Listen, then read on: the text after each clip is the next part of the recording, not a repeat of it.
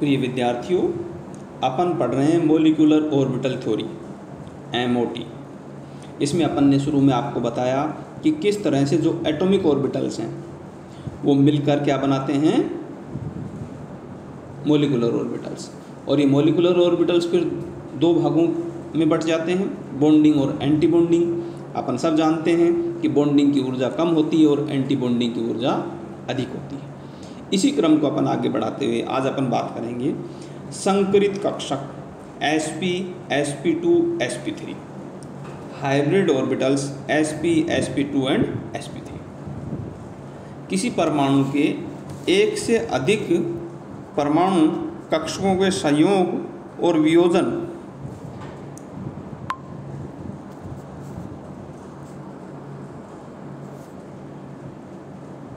से संकरित परमाणु कक्षक बनते हैं।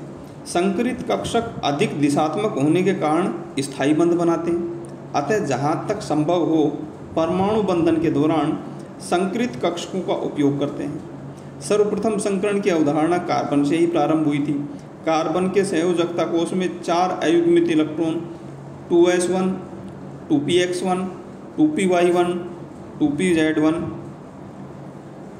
कक्षकों में होते हैं। अतः यदि किसी अवस्था में कार्बन बंध बनता है तो चारों बंधों की प्रकृति भिन्न भिन्न होनी चाहिए, लेकिन सर्वमान्य तथ्य है कि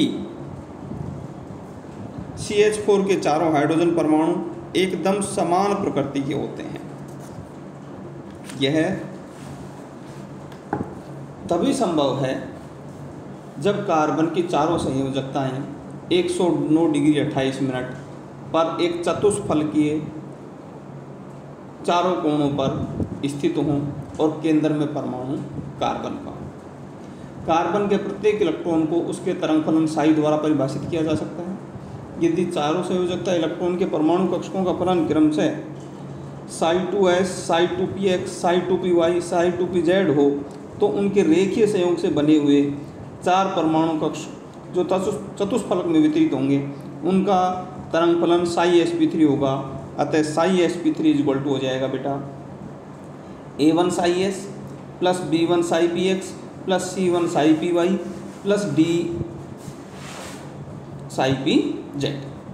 यहाँ I 1 2 3 4 हो सकती है और a b c d mixing coefficient. अतः चारों sp3 कक्षकों के तरंग फलन होंगे psi1 sp3 a1s plus b1 psi px plus c1 psi py plus d1 psi pz।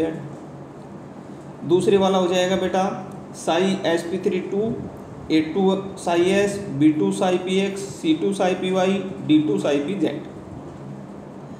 तीसरा होगा बेटा psi sp3 3 a3 psi s plus b3 psi px plus c3 psi py plus d3 psi pz। और चौथा होगा psi sp3 4 a4 psi s plus b4 psi px plus c4 psi py plus d4 psi pz। परमाणु कक्षकों के लिए तरंग फलनों का इस प्रकार संयोग संकरण कहलाता है। एक s व 3p कक्षकों के संयोग से sp3 संकरण कहलाता है।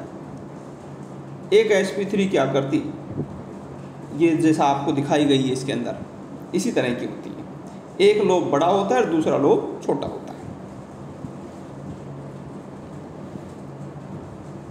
इसी प्रकार बेटा अपन आगे देखेंगे sp2 के केस में क्या होगा psi sp2 a1 psi s plus bi psi px plus ci psi py। यहाँ पे वही हो जाएंगे। ये तीनों कक्षक बिल्कुल एक दूसरे के समान होते हैं और इनके मध्य न्यूनतम प्रतिकर्षण होगा। तो ये कहाँ पर होंगे 120 के एंगल पे 120 डिग्री पे होंगे बेटा। ये BF3 इसका एग्जाम्पल है ना। BF3 का त्रिकोणीय अणु इस प्रकार के संकरण से बनता है। बेरिलियम क्लोराइड BeF2 का अणु रेखीय अणु आकृति का होता है। इसमें केंद्रीय परमाणु बेरिलियम 1s2 2s2 में कोई अयुग्मित इलेक्ट्रॉन नहीं है, लेकिन उत्तेजित अवस्था में इसका एक 2s इलेक्ट्रॉन 2p में चला जाता है और sp संकरण द्वारा BeF2 का निर्माण होता है। 2s और 2px कक्षों के संकरण से 2 sp संकर कक्षक बनते हैं जो एक दूसरे के तुल्य होते हैं। उस परमाणु कक्षक को स्लेटर कक्षक कहते हैं जो संकरण में भाग लेकर अणु कक्षकों का निर्माण करते हैं। तो sp के केस में हो जाएगा बेटा psi sp1 A1 psi S plus B1 psi P X, और दूसरा हो जाएगा इसका psi SP2 A2 psi S minus B2 psi P X. इन दोनों कक्षकों के न्यूनतम प्रतिकर्षण के लिए इनके मध्य एंगल होना चाहिए 180 डिग्री। अपन ने 3 की बात की है बेटा। SP3 में अपन ने बॉन्ड एंगल लिया था 109 डिग्री 28 मिनट, SP2 में लिया है अपन ने 120 और SP लिया है अपन ने 180 डिग्री का। अब अपन आगे बात करेंगे बेटा कि calculation of coefficient of atomic orbitals used in these hybrid orbitals. इन संकरित कक्षकों में प्रयुक्त एटॉमिक ऑर्बिटल्स के गुणांकों का परिकलन। संकरित कक्षकों के गुणांकों के परिकलन के लिए कुछ शर्तें होती हैं बेटा। पहली है समस्त संकरित तरंग फलन प्रसामान्यीकृत नॉर्मलाइज होते हैं सारे। दूसरा है ये तरंग फलन लंबकोणीय होते हैं, ऑर्थोगोनल होते हैं। तीसरा है ये तरंग फलन एक दूसरे के तुल्य होते हैं, एक दूसरे के इक्वल होते हैं। SP संकरण में 2 तरंग फलन होते हैं, साई1 और साई2, जिन्हें हम दिखाएंगे साई1 बराबर A1 psi S plus B1 psi P X और साई2 बराबर A2 psi S plus B2 psi P X. अब वो नॉर्मलाइजेशन से A1 square plus B1 square equal to 1, तो और दूसरी शर्त जो ऑर्थोगोनलिटी की है उससे होगा A1 A2 into B1 B2 equal to 0। इससे हम A और B की वैल्यू निकाल लेंगे। A की वैल्यू आ जाएगी बेटा 1/√2 और B1 की वैल्यू भी आ जाएगी अपनी 1/√2।